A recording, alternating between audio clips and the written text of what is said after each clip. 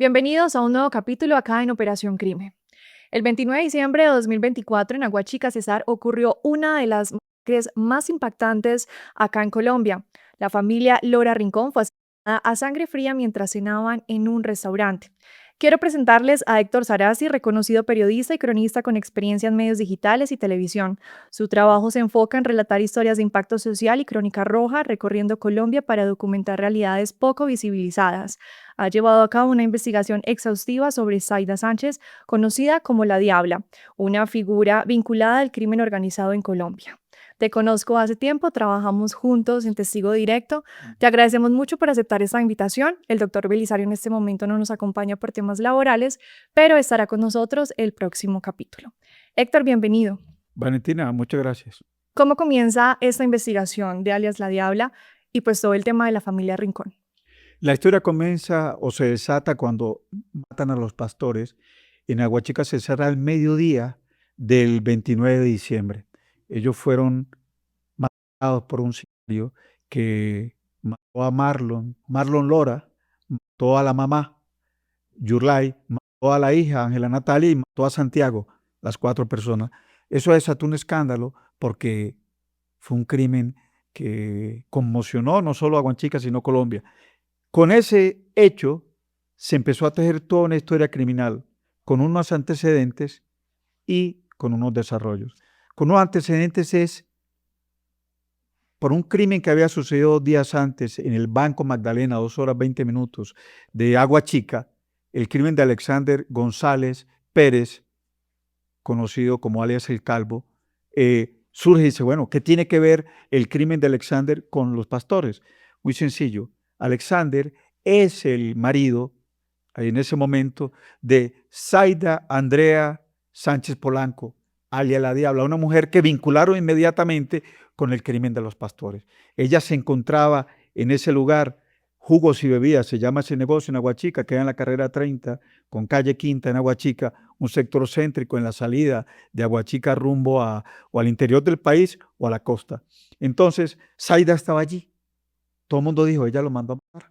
Entonces, vincularon ese hecho a que habían antecedentes por parte de alias El Calvo, pues, de Alexander González, con una supuesta vinculación a actividades ilícitas, ilegales, relacionadas con el narcotráfico, y a ella la vinculaban aparentemente por un amplio prontuario que ella tenía en términos de delincuencia, siendo, dicen, fletera, siendo atracadora, siendo diferentes actividades que decían en el pueblo ella cometía y que en efecto uno consulta las páginas judiciales y se encuentra que ella tenía varias causas abiertas relacionadas con delitos. Entonces, ese hecho, la muerte de los pastores, desató toda una trama que tiene unos antecedentes en la muerte del Calvo y tiene todos unos desarrollos en el asesinato. El 21 de enero a las 9 de la noche al occidente de Medellín, el asesinato de Zaida Sánchez, que fue un crimen que también conmocionó, era una de las consecuencias.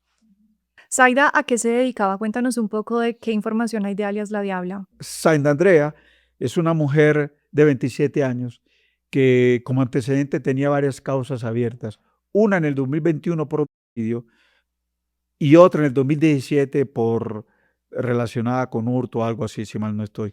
Entonces, el perfil de ella que se le vincula era que ejercía algunas actividades criminales. Como antecedente de este producto de la reportería, se supone que ella había sido empleada del servicio en Aguachica, una mujer humilde en algún momento, y que en el año 2017 es capturada porque integraba una banda de personas que había robado, incluso que había una persona para quitarle dinero, esa fue la versión que se dio. Y ella aparece en ese momento en un video, se ve una mujer muy humilde, muy sencilla. En ese video donde se ven 4 personas, ella está en ese video capturada. Pero después aparece en el proceso con una mujer exuberante, muy bonita, rubia, muy bien vestida. Y ella en redes sociales se muestra como una mujer adinerada, se ve en muy buenos sitios, se ve con su pareja, con Alexander, se ve en un vehículo de alta gama y de alguna manera en redes sociales ella frecuentemente pareciera que reta a sus enemigos.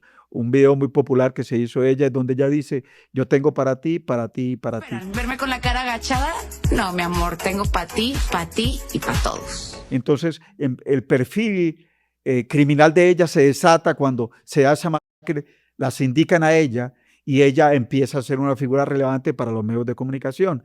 Con algo en particular, ella en su declaración dice que ella no tiene nada que ver con eso, ¿ok?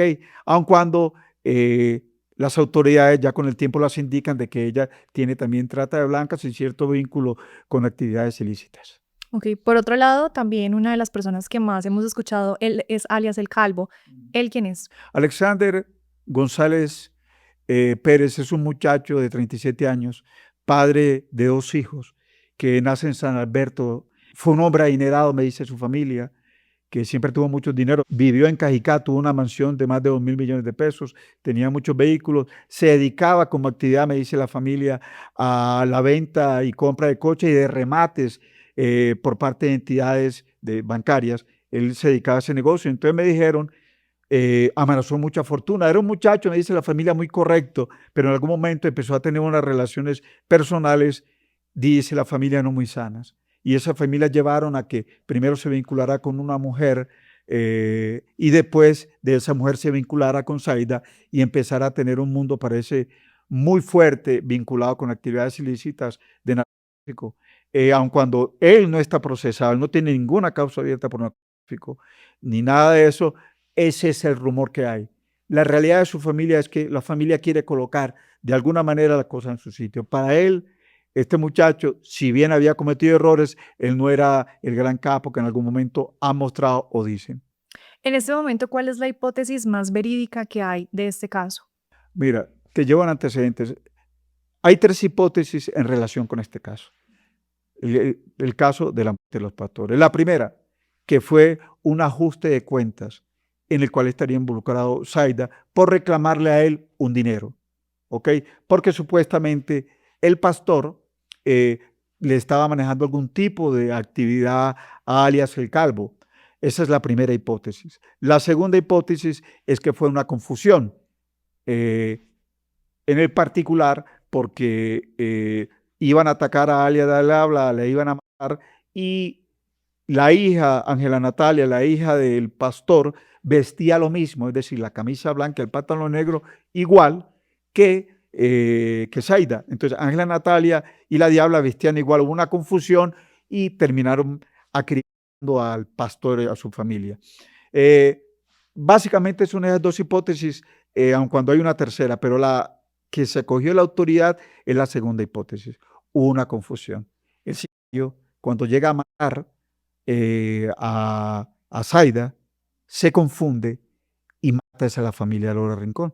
Entonces, es muy sencillo. Está la mesa primera acá, está Zaida con 4 personas más, allí un menor de edad, y al lado de ella, justo al lado, está la mesa donde está los pastores. Los pastores estaban viendo celular. Cuando llega el sicario, entra, los acribilla y mueren. Entonces, las autoridades se acogieron a la segunda versión y la segunda versión es que fue una confusión. ¿Este crimen también puede ser una cortina de humo? ¿Para tapar qué?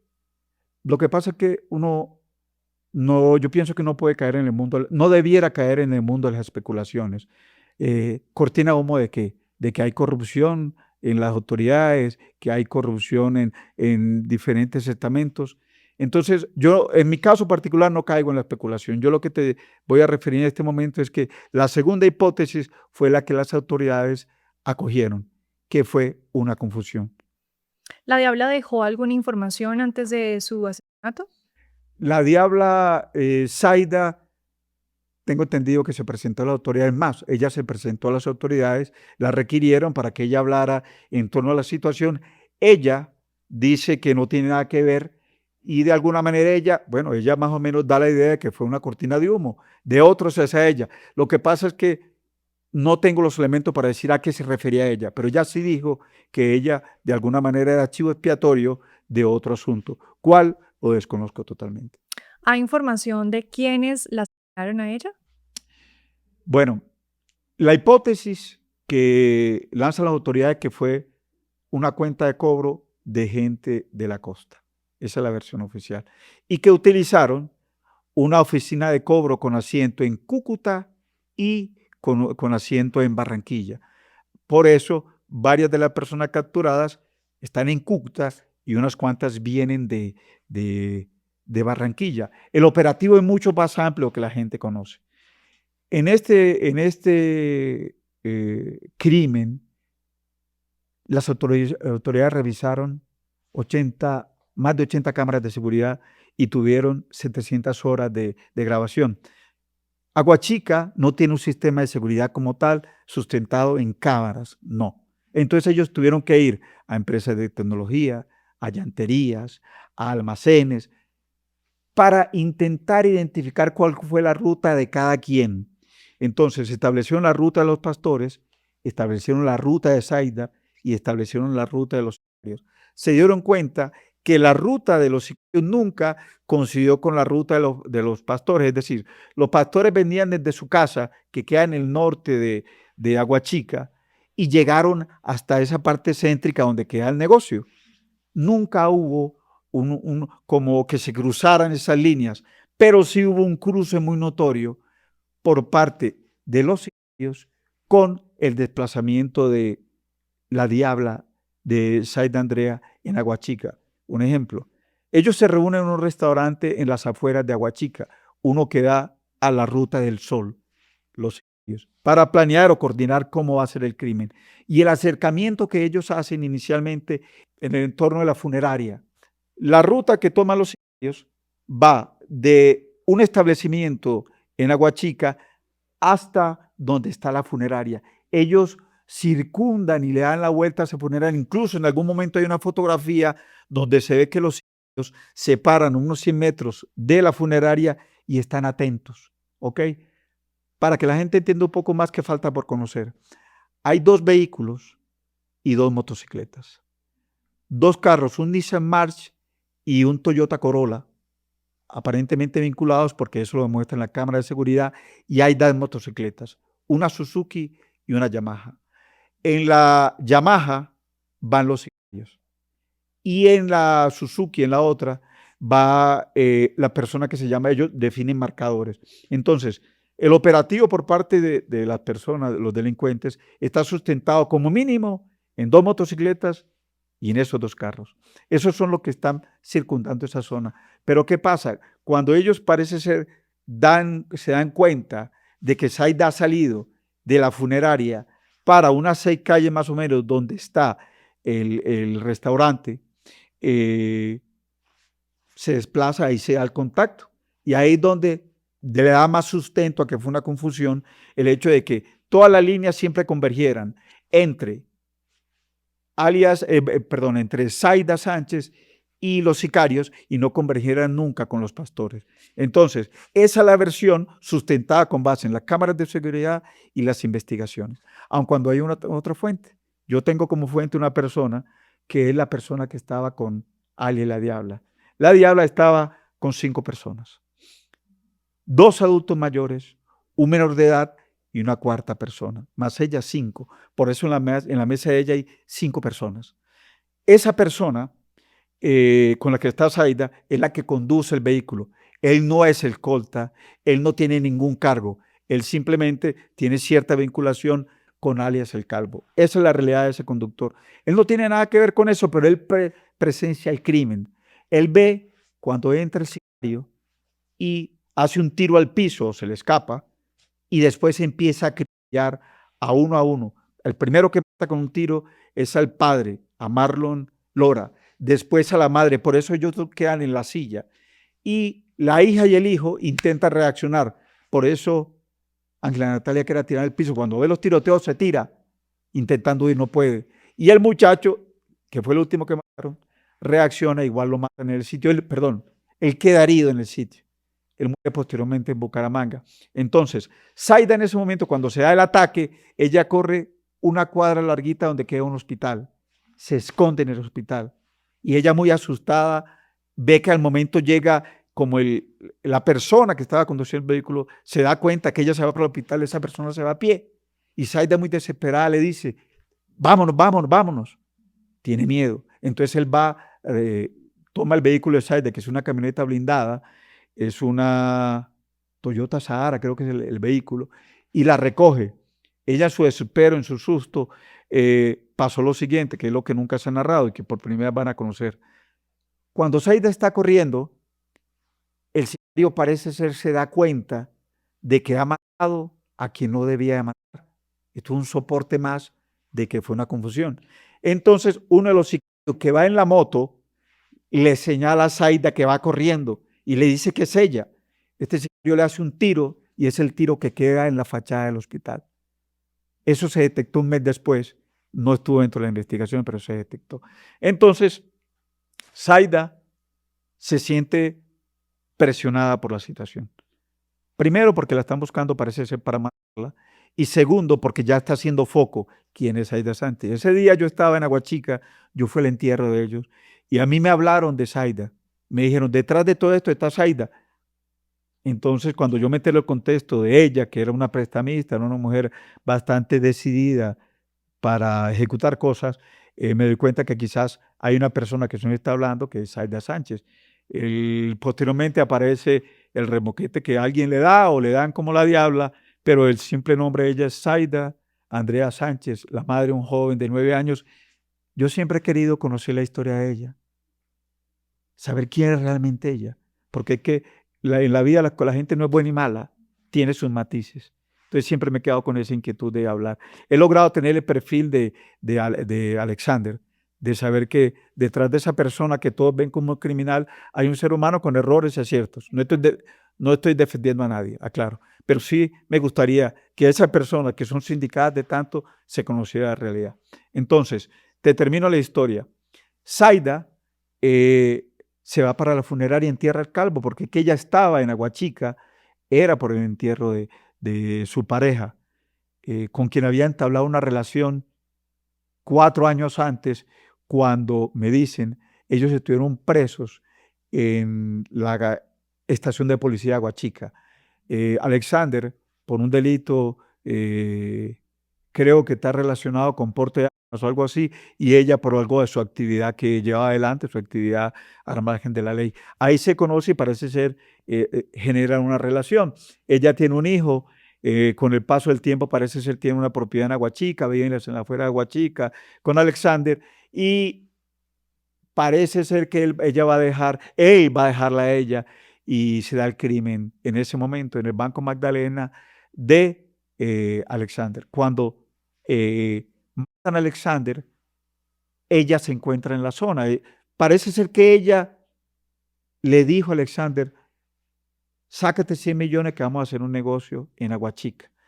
Pero por lo que yo veo por la labor de inteligencia de la policía, ella estaba en Guaranda y en Tiquicio ese día donde él muere en el Banco Magdalena.